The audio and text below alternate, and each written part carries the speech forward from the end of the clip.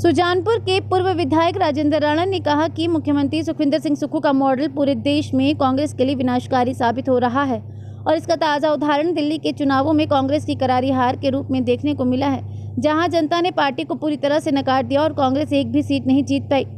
राजेंद्र राणा ने कहा कि फजीहत का सबसे बड़ा कारण यह है कि हिमाचल में सुक्खू सरकार ने झूठी गारंटियां देकर जनता से वादा खिलाफी की और प्रदेश की आर्थिक स्थिति को बदहाल कर दिया। उन्होंने कहा कि सुक्खू सरकार ने प्रदेश के संसाधनों को अपने चहेतों और मित्रों पर लुटाने का काम किया, जिससे जनता का भरोसा पूरी तरह से टूट गया है। उन्होंने कहा कि जिस तरह दिल्ली विधानसभा चुनावों में कांग्रेस को जनता ने पूरी तरह नकार दिया, वह सीधा संकेत है कि हिमाचल की कांग्रेस सरकार के कामकाज से पार्टी की राष्ट्रीय छवि को नुकसान पहुंचा है। उन्होंने कहा हिमाचल के लोगों को अब सुक्खू मॉडल की असलियत समझ में आ रही है। उन्होंने कहा कि हिमाचली ही नहीं बल्कि देश भर में कांग्रेस लगातार कमजोर होती जा रही है। आज दिल्ली में जिस तरीके से चुनावों के विधानसभा के नतीजे आए हैं और कांग्रेस पूरी तरह क्लीन बोल्ड हो गई है।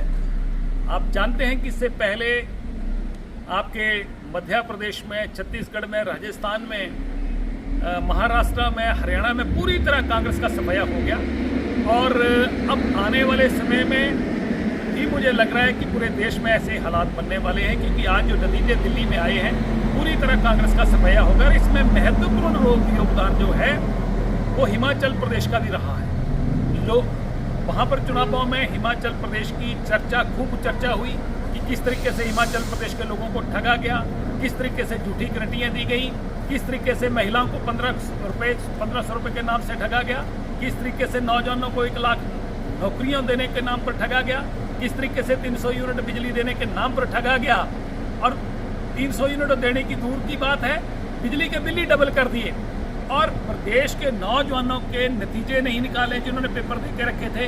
और अब ताज़ा उदाहरण है कि विधानसभा में सिर्फ उन लोगों की नियुक्तियां हो रही हैं, उन लोगों के वो लोग मेरिट में आ रहे हैं जो किसी नेता के ड्राइवर के बेटे थे, किसी के साथ फोटो थी, कोई उनका पीए था। इस तरीके से वो मेरिट में पहुंच रहे हैं और किस तरीके से धांधलियाँ हो रही। अगर कोई आवाज़ उठाने की कोशिश कर रहा है तो उसको तानाशाहों की तरह एक धमकियां दी जा रही हैं कि कोई भी सोशल मीडिया पे डालने की कोशिश करेगा, कुछ बोलने की कोशिश करेगा, क्योंकि पहले भी कई पत्रकारों के खिलाफ मुकदमे दर्ज हो गए, कई पॉलिटिकल लोगों के खिलाफ झूठे मुकदमे दर्ज कर दिए गए।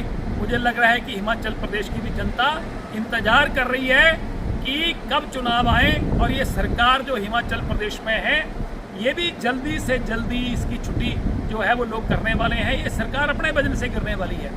आज पूरे देश में सरकार कांग्रेस की जो झूठी गारंटियां हैं वो उनकी चर्चा हो रही है और कांग्रेस को मुंह की खानी पड़ रही है।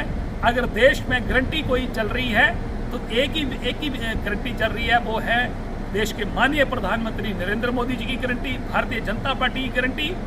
ये गारंटी जो है पूरे देश के लोग मानते हैं कि जो कहते हैं वो करते हैं। इसलिए आने वाले समय जो है उसमें जो नारा था कि कांग्रेस मुक्त देश को करने का, वो कांग्रेस अपने आप ही मुक्त होने जा रही है। इसलिए आने वाले समय में जो दिल्ली में हाल हुआ वही हाल हिमाचल प्रदेश में भी कांग्रेस का होने वाला है, क्योंकि कांग्रेस ने, सुक्खू सरकार ने हिमाचल को पूरी तरह तबाह कर दिया है, फाइनेंशियली तबाह कर दिया है, विकास पूरी तरह खत्म कर दिया है और प्रदेश का पूरी तरह सत्यानाश कर दिया है। इसलिए प्रदेश की जनता इंतजार करी कि कब चुनाव हो।